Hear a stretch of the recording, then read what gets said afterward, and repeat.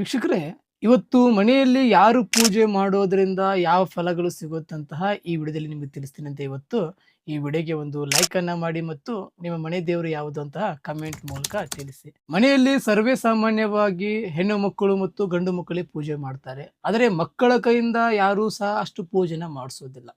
ಹೆಣ್ಣು ಮಕ್ಕಳು ಪೂಜೆ ಮಾಡೋದ್ರಿಂದ ಅವರ ಗಂಡನಿಗೆ ಶುಭ ಎಂಬುದು ಸಿಗುತ್ತೆ. ಅದೇ ಮನೆಯ ಮುಖ್ಯಸ್ಥನಾದಂಥ ಗಂಡು ಪೂಜೆ ಮಾಡೋದರಿಂದ ಅವರ ಸರ್ವ ಕುಟುಂಬಕ್ಕೂ ಸಹ ಒಳ್ಳೆಯದೆಂಬುದು ಸಿಗುತ್ತೆ. ಅದೇ ಮಕ್ಕಳ ಕೈಯಿಂದ ನೀವೇನಾದರೂ ಪೂಜೆ ಎಂಬುದನ್ನು ಮಾಡಿಸಿದರೆ ಇಡೀ ನಿಮ್ಮ ವಂಶಕ್ಕೇನೆ ಒಂದು ಶುಭ ಎಂಬುದು ಸಿಗುತ್ತೆ. ಪ್ರತಿ ಸಲನೂ ನೀವೇನೇ ಪೂಜೆ ಮಾಡಲಿಕ್ಕೆ ಹೋಗಬೇಡಿ. ನಿಮ್ಮ ಮಕ್ಕಳ ಕೈಯಿಂದನೂ ಸಹ ಸಮಯ ಸಿಕ್ಕಾಗೆಲ್ಲನೂ ಸಹ ಪೂಜೆ ಎಂಬುದನ್ನು ಮಾಡಿಸಿ. ಇದರಿಂದ ನಿಮ್ಮ ವಂಶಕ್ಕೇನೆ ತುಂಬಾ ಒಂದು ಶುಭ ಫಲ ಎಂಬುದು ಸಿಗುತ್ತೆ. ಇಂಥದೇ ಇನ್ಫಾರ್ಮೇಶನ್ ಮಾಹಿತಿಗಾಗಿ ನಮ್ಮ ಪೇಜನ್ನು ಫಾಲೋ ಸಹ ಮಾಡ್ಕೊಳ್ಳಿ. ಇನ್ನು ನಿಮ್ಮ ಜೀವನದಲ್ಲಿ ಬೇರೆ ಏನಾದರೂ ಸಮಸ್ಯೆಗಳು ಇತ್ತಂದ್ರೆ ಈ ಕೆಳಕಂಡ ನಂಬರ್ಗೆ ಕರೆ ಮಾಡಿ. ಎಲ್ರಿಗೂ ಸಹ ಶುಭವಾಗಲಿ.